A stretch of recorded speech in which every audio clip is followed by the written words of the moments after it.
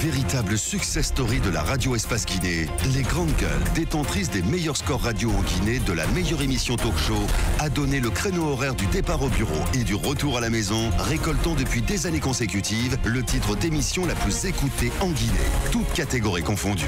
Un grand total de plus de 5 millions d'auditeurs ont été fidèles au talk show Les GG, diffusé jour après jour sur toutes les stations du réseau Adafo Média de 9h à 10h30, un exploit qui restera longtemps dans les annales de la bande FM en Guinée. Tous les soirs, vous avez accès à cette émission sur Espace TV. Merci à vous qui nous regardez du côté de Washington. Vous êtes au Canada. Merci de votre fidélité. On va s'intéresser à vos réactions, évidemment. Le temps pour notre réalisateur de joindre M. Thibou Camara qui va intervenir sous les coups de 10h10 sur Radio Espace. On part avec cet SMS qui nous parvient de Moria Kaba, l'UFR. Si on crie au voleur, pourquoi fuir si on ne se sent pas concerné? Si Koro veut qu'il nomme Kassori ou Roby comme PM, à l'UFR, notre préoccupation première reste le bien-être des Guinéens. Notre pays vient d'être épinglé par le FMI. Corruption, mensonges, détournement. Sidia Touré n'a fait que dénoncer ce que nous savons tous. Les gens peuvent continuer à spéculer. Sidia ne sera plus le PM de personne, point final.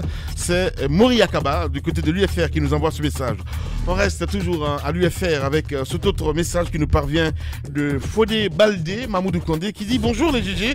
Cette mesure de retirer les non-nationaux de l'achat, plutôt cet SMS voilà, qui dit bonjour les GG, la corruption est une réalité en Guinée. Les résultats sont là avec la note D du FMI.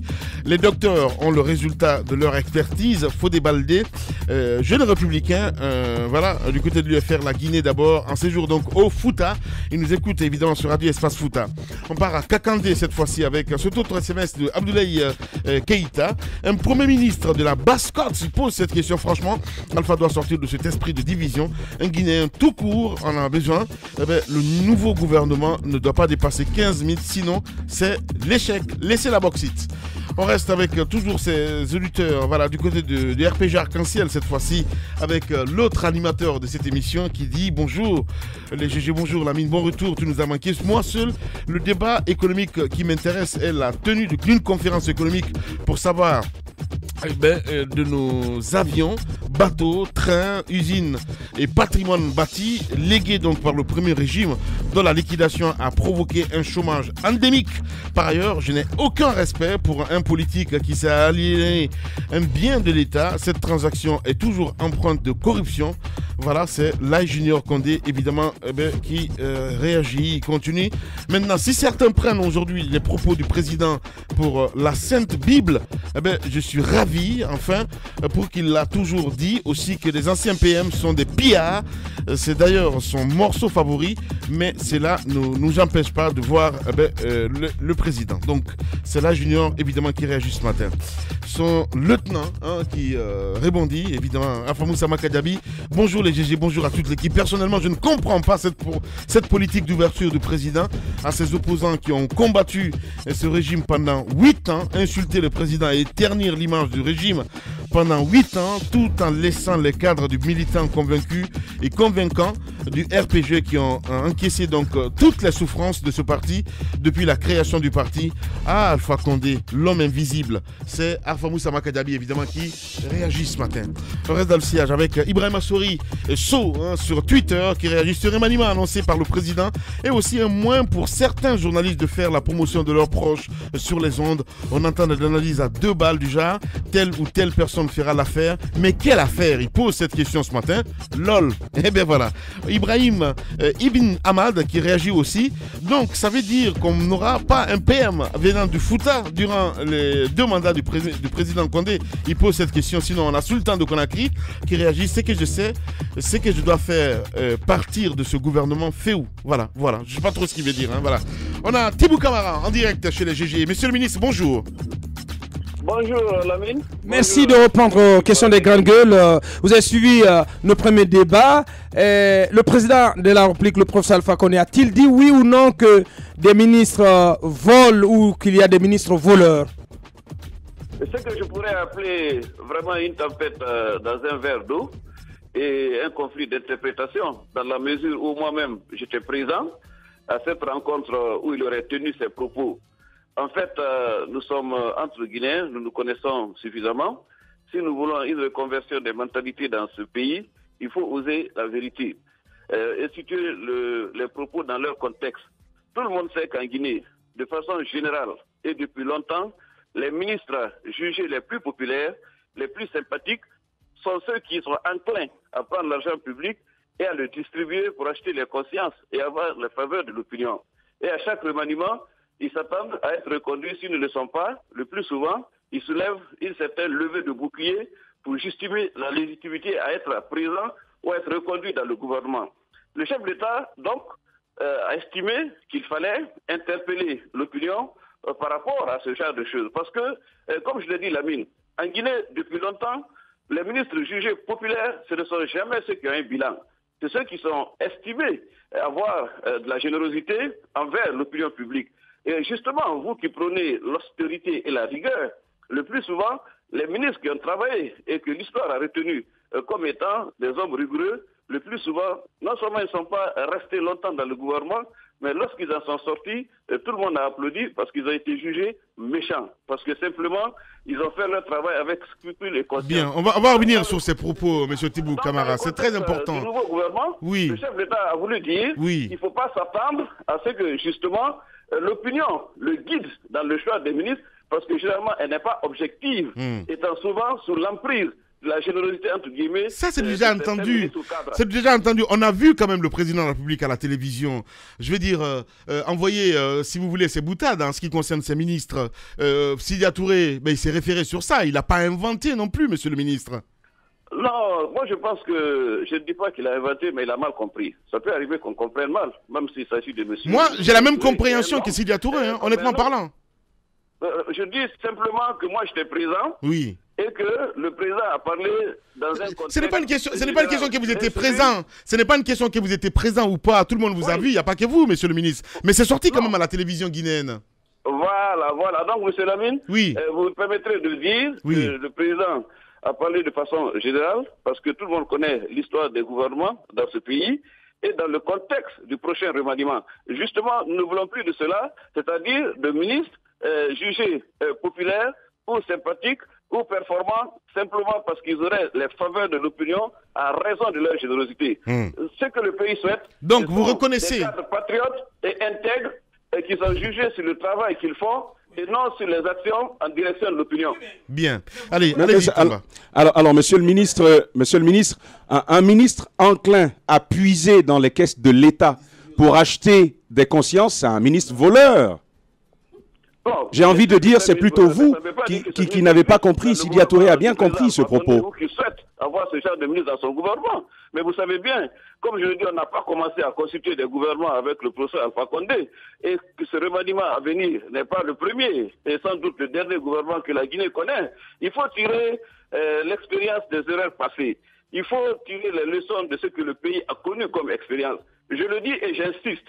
C'est une constance dans notre pays de plébisciter ceux qui paradent avec l'argent public et de condamner ceux qui font leur travail avec une certaine conscience et des scrupules. Vous le savez, je le sais, nous le savons tous. Oui, mais monsieur le ministre d'État, sauf que, on vous a écouté bien entendu, sauf que ce que vous dites, vous admettez à mots couverts pratiquement que le président, en énonçant les choses ainsi, s'adressait ou parlait bien entendu de ces ministres donc, qui volent et qui détournent les ressources publiques pour acheter des consciences et pour avoir la faveur de l'opinion. Comment vous appelez ces ministres si ce ne sont pas des ministres voleurs?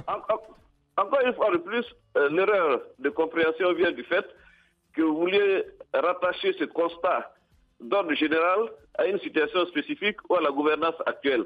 Je vous ai dit que ce n'est pas la première fois que nous avons des gouvernements dans notre pays. Depuis l'indépendance, il y a des gouvernements dans ce pays. Il y a des pratiques qui sont connues venant des ministres. Et l'essentiel des réformes que nous voulons faire et l'ambition que nous avons pour notre pays, c'est de mettre fin à ces pratiques. Mais elles ne datent pas d'aujourd'hui. Et elles persistent parfois. Mais il faut pouvoir y mettre fin. Et c'est la volonté que le chef d'État a exprimée en mettant en garde l'opinion, justement, dans le jugement qui est là de ces ministres qui ne sont pas souhaitables ou recommandables pour notre pays. C'est un constat qu'il a fait et qui va l'inspirer dans la constitution du prochain gouvernement. Bien. Je ne vois pas où est le problème. Bien, allez-y, Bantanko. Oui, Monsieur Camara, sans langue de bois, dites-nous, effectivement, vous qui êtes auprès du chef de l'État, est-il une erreur d'annoncer, c'est-à-dire de réserver le poste de Premier ministre exclusivement qu'au fils de la Basse-Côte? Ouais. Sans langue de bois, Oui. moi j'estime que tous les Guinéens méritent d'être à des postes de responsabilité, sans la moindre discrimination et sans le moindre sentiment d'injustice ou d'exclusion. Les Guinéens sont égaux en droit et en devoir, y compris pour l'accès aux postes de responsabilité. Donc moi, je ne plaiderai pas pour un cadre en particulier ou pour une région en particulier. Il appartient au chef d'État de voir le Guinéen, quelle que soit son origine politique ou ses convictions, le Guinéen le mieux indiqué. Bien. Oui, est-ce qu'on peut dire alors que c'est une erreur d'annonce de la part du chef de l'État? Et avec ces problèmes d'effet d'annonce également, vous qui le côtoyez, qu'est-ce qui se passe réellement? Pourquoi le chef de l'État commet des erreurs de ce genre en annonçant? Parce qu'on se rappelle que lors de l'attaque de son domicile, il vous avait cité dans une interview également. Non, moi je pense que le chef de l'État est un homme qui peut s'exprimer sur des faits, sur des événements, et qui peut aussi, lorsque les enquêtes évoluent ou les faits évoluent, peut également rétablir la vérité. Ça, cela est tout à fait normal. Donc moi, je pense que ce que vous appelez des effets d'annonce, on le connaît en matière politique. Chacun peut exprimer un point de vue, y compris le chef de l'État, à propos même de sa propre gouvernance. Et je pense que la critique et l'autocritique sont saines en démocratie. Bien. Thibou Camara, en direct ce matin chez les GG. Mon cher Moussa Moïsi là. Monsieur Camara, dans les faits, est-ce que ce pays est gangréné par la corruption et aussi le chef de l'État croise les bras et ne sanctionne pas? Est-ce que ce que Sidya Touré a dit est vrai ou faux? D'abord, M. Sidya Touré est un allié du président et un partenaire de la majorité présidentielle, comme vous le savez. Et je pense que dans la vie publique, chacun est libre de ses propos et responsable de ses actes. À chacun d'en tirer les conséquences s'il le souhaite. Maintenant, moi je pense que la lutte contre la corruption, l'impunité, les détournements de deniers publics, ce n'est pas un défi propre à la seule Guinée, notre pays. C'est un défi commun à tous les États. C'est une attente légitime de tous les peuples. Maintenant, là où chacun est jugé, où vous pouvez avoir raison, c'est par rapport à l'effort fourni pour lutter contre ces pratiques et à la volonté politique d'y mettre fin. Sinon, je ne connais aucun État au monde qui ne se plaigne pas de corruption, de détournement de deniers publics. Vous suivez l'actualité, vous voyez ce qui se passe au Brésil, vous voyez ce qui se passe en France, qui est une grande démocratie, même aux États-Unis, où un ministre a été remercié pour avoir affrété un avion aux frais de l'État. Donc, partout il y a des hommes. Nécessairement, il y a des tentations de faiblesse, il y a des pratiques qui ne sont pas toujours recommandables, mais il appartient à ceux qui en ont la charge, c'est-à-dire des institutions et de l'État, d'y mettre fin et d'instaurer une discipline dans les comportements et dans les actes. Bien. Ce qu'on appelle la bonne gouvernance. Voilà. On peut intituler ce film En route vers 2020. Titi a décrypté un petit peu tout à l'heure. Mais franchement, sans langue de bois, pour vous, c'est une guerre ouverte. Cette sortie de Sidya, c'était bien calculé. Quelle analyse avez-vous de tout ça? Parce que d'aucuns parlent évidemment de... Politiquement, est-ce que vous y voyez déjà les prémices ou les escarmouches d'un jeu de massacre dans la perspective de 2020? Il est évident que tous les acteurs politiques qui comptent dans notre pays ou qui voudraient compter demain, en marchant en 2020 dans leur tête, et il est évident que cela va influencer leurs propos et leurs comportements. Ce n'est pas par hasard qu'on assiste à une recomposition brusque du paysage politique, aussi bien au sein de la majorité que de l'opposition. L'agenda est clair, c'est l'élection de 2020. Chacun essaie de s'y préparer en y allant le mieux préparé possible. Et naturellement, vous l'avez dit ce matin, dans ce contexte de succession non ouverte et non déclarée encore, puisque le rendez-vous de 2020, c'est vrai, c'est demain, mais pour l'instant, il y a d'autres rendez-vous comme les élections législatives et d'autres échéances à venir. Mais il est évident aujourd'hui que 2020 est dans la tête de tout le monde par rapport à l'avenir proche et lointain.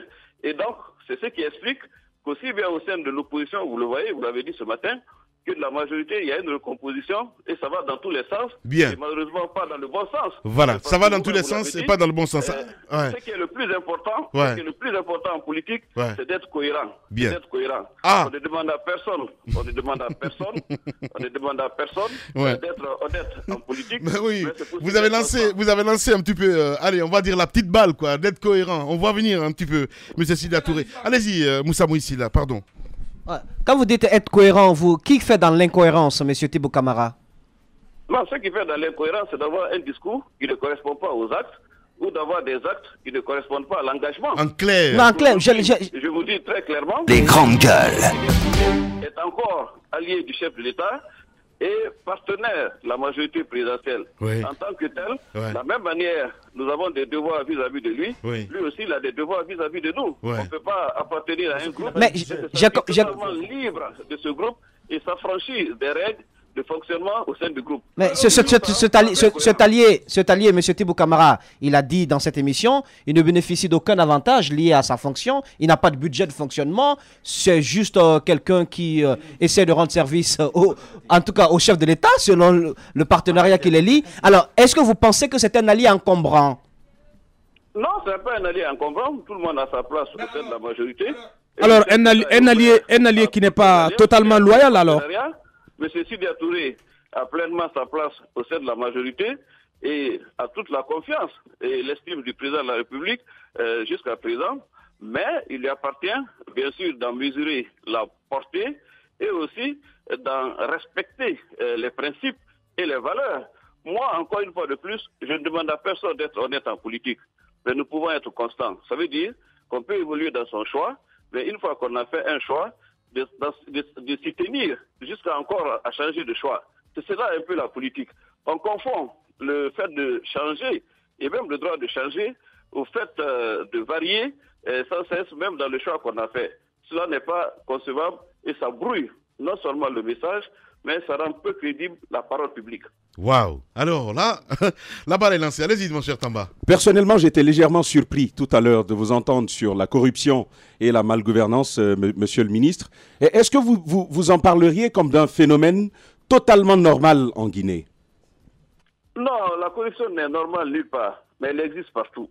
La corruption ne peut pas être normale puisque c'est une anti-valeur et ça va à l'encontre de notre aspiration commune, avoir une société juste et équitable. Donc ça ne peut pas être un phénomène normal. C'est même ne pas la combattre qui est anormal. Et je pense que c'est une quête quotidienne et permanente. Parce que partout il y a des hommes, il y a des faiblesses, il y a des tentations, et aussi il y a des règles pour leur rappeler justement de ne pas céder à ces faiblesses. Vous savez même que le principe de la séparation de pouvoir est né un peu de cela. On dit que tout homme qui a le pouvoir est porté à en abuser. Il faut que le pouvoir arrête le pouvoir. Ouais. C'est ce qui explique la séparation des pouvoirs. Donc, justement, sauf qu'en Guinée, les institutions sont absentes, comme le dit Bantanko. Allez-y, Tanko. Oui, Monsieur Camara, effectivement, on parlait de la nomination d'un Premier ministre. Alors, à votre avis, que pourrait faire un Premier ministre dans notre situation? Je veux parler de l'absence ou de la non-présence des institutions républicaines. Vous-même, vous l'avez dit ce matin, et je vous en félicite d'ailleurs, c'est moins le choix de la personne que la responsabilité de chacun à assumer les fonctions qui sont les siennes ou le mandat qui lui a été confié. Un bon Premier ministre ou un mauvais Premier ministre, puisqu'il s'agit du même poste, ce n'est pas la nature du poste ou l'ampleur de pouvoir, c'est la personnalité de chacun et la responsabilité et l'aptitude à incarner une fonction, c'est ce qui fait la différence. Et donc, vous pouvez nommer n'importe quel Premier ministre, vous pouvez élever n'importe qui aux fonctions les plus élevées, s'il n'a pas le sens du devoir, de la responsabilité, et comme vous l'avez dit, pouvoir dire non, on n'ira nulle part.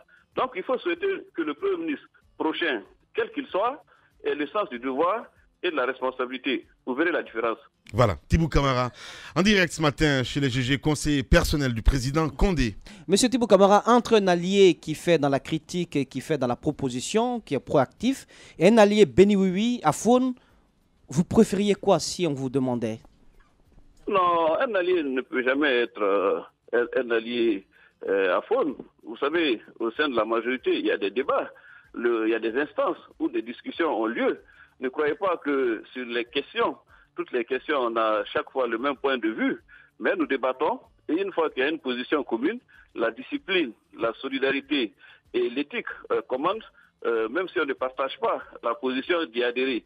C'est pourquoi on parle de discipline et de solidarité gouvernementale. On parle de devoir de réserve. M. Sidya Touré a accès au président de la République. Vous l'avez vu, sa porte lui est ouverte. Il le reçoit souvent.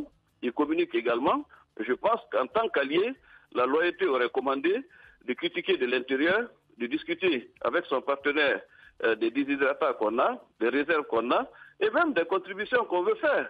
Mais quand on est allié et on met l'allié dans une position difficile, en le critiquant ouvertement ou en laissant supposer ou entendre des divergences profondes ou même une rupture sur certaines valeurs, je pense que ce n'est pas très élégant ni amical vis-à-vis de son partenaire. C'est mon point de vue. Voilà, allez-y. En clair, cette sortie du samedi dernier, Sidya Touré, le leader de l'UFDG et de l'UFR, au représentant du chef de l'État, en clair, il aurait dû s'en passer en tant que partenaire.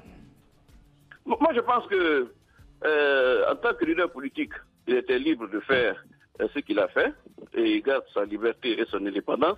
Mais vis-à-vis du partenaire qui est le président, j'estime personnellement que c'est incongru et inamical. Voilà. Allez, dernière question, M. Thibaut Camara. À quand la journée nationale de la presse? La journée nationale de la presse, c'est vrai, on l'avait envisagé depuis un moment, mais compte tenu de la succession d'événements que le pays a connus, je ne dis pas que ce n'était pas la priorité, mais on a un peu relégué cela au second plan. Mais justement, maintenant que le calme est revenu et que la vie a repris son cours normal, nous allons y réfléchir parce que justement, les médias ont un rôle extrêmement important dans notre démocratie. C'est le dernier rempart. Et la fonction critique que vous exercez et qui est tout à fait dans votre vocation honore notre pays.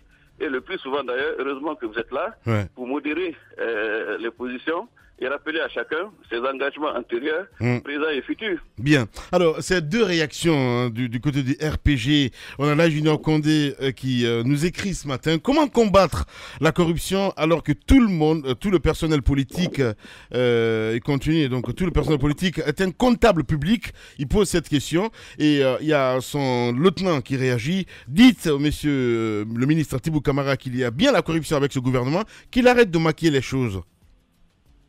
Mais personne n'a dit qu'il n'y avait pas de corruption. C'est qu'il a mal compris mes propos. J'ai dit qu'il n'y a aucun pays où il n'y a pas la corruption, où il n'y a pas de détournement de deniers publics. Ce sont les seuils qui diffèrent et la volonté des États et des chefs d'État à y faire face. J'ai été clair, je crois. Vous étiez clair. Merci beaucoup, en tout cas, monsieur le ministre, d'avoir répondu à nos questions ce matin. Merci beaucoup et vive la clarté et la cohérence dans le débat politique. Bien. Allez, encore une autre pique. Radio Espace, les grandes gueules. Leur spécialité, c'est la démesure totale. Tant qu'ils ne changeront pas, nous ne changerons pas non plus. Les grandes gueules, à suivre tous les jours sur la radio d'opinion. Radio Espace.